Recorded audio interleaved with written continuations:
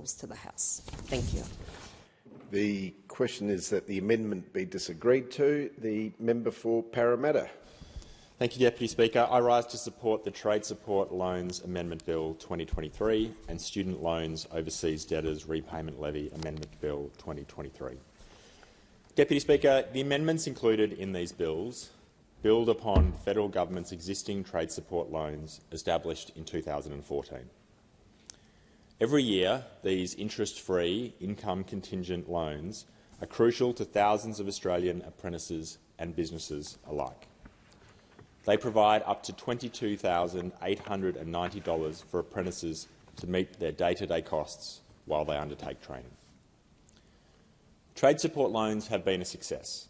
In fact, trade support loans have a high take-up rate and support a significant number of apprentices across Australia. Between 2021 and 2022, 16,655 TSL applications were approved, and 50,428 apprentices received a TSL payment. A 20% completion discount for those who successfully completed their apprenticeships was also given to more than 12,000 apprentices.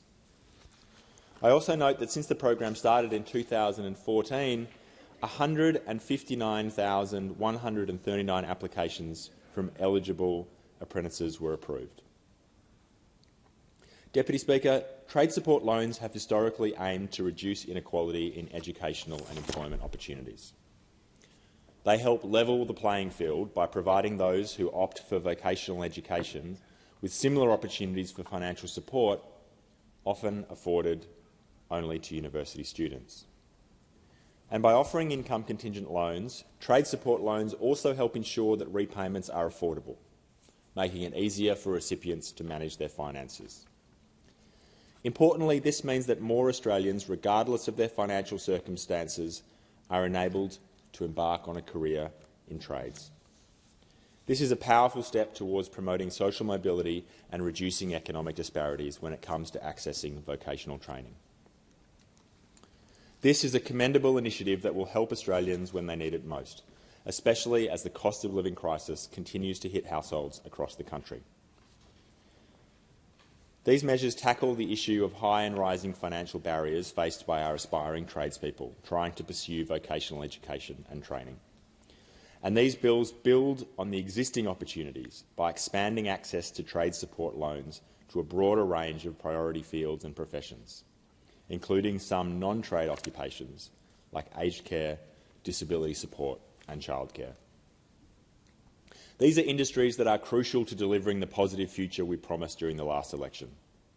And through policies that improve aged care by ensuring a registered nurse is on site 24 hours, 7 days a week, through our commitment as well to protecting the National Disability Insurance Scheme, and through our measures to make childcare cheaper and more affordable, benefiting 96% of families in my electorate of Parramatta.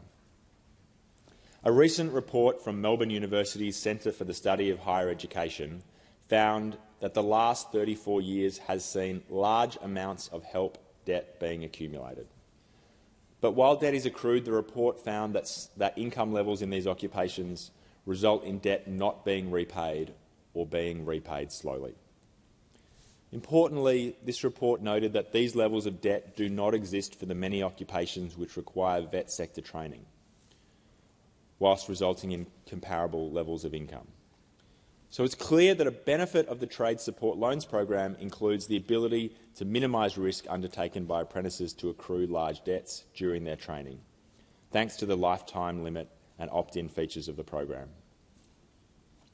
It's also worth noting that the measures included in these bills improve the fairness of the program. The bill also allows discretion to approve late applications in appropriate situations. Deputy Speaker, at the heart of these bills lie the building blocks of a better future for aspiring tradespeople and critical industries alike. Not only do these bills help create employment opportunities and enable aspirational Australians to pursue their passions, but they support critical industries that lack the workforce to grow and prosper.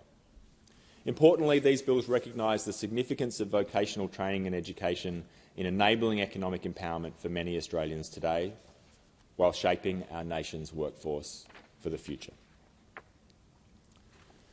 Deputy Speaker, these bills build on the existing trade support loans by expanding the program to key priority occupations beyond those limited to the trades. This will mean more apprentices in more in-demand and priority industries will be able to access this crucial source of financial support. And in recognition of this, one of the key provisions is to rename the trade support loans to the Australian Apprenticeship Support Loans. Eligible apprentices currently undertaking training in one of several priority areas as of March 2023 will include important industrial trades ranging from baking and bricklaying to telecommunications engineering. A key provision of these bills is to enable the ability for the government to adapt to the needs of the labour market, ensuring that the contemporary workforce needs and priorities are met whilst providing more flexibility to prepare for emerging and future needs.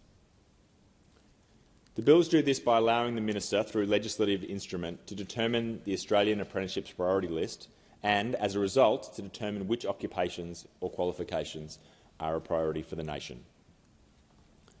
Importantly, these bills also require the Minister to consider the advice given by Jobs and Skills Australia when it comes to the current and emerging labour market, workforce needs and priorities, and Australia's current emerging future skills and training priorities. This helps ensure that eligibility is determined based on evidence and reflects up-to-date skills needs. And the priority list will be updated manually to align to the latest forecasts and evidence from Jobs and Skills Australia. That's a stark contrast with the current state of the eligibility list, which has fallen into a state of static and neglect. The past couple of years alone has shown how much things have changed in Australia's economy and workforce. And it's a clear reminder of how the former coalition government operated when they let the priority list fall out of date for many years. Well, that ends now. And this forward-thinking approach, when it comes to workforce development, is exactly what Australia needs to build a more positive, prosperous and stable economic future. A highly skilled and competent workforce enhances productivity.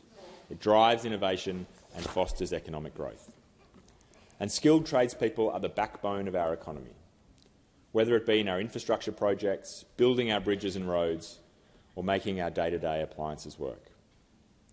Investing in vocational training for aspiring tradespeople and workers doubles as an investment in the future prosperity of our country.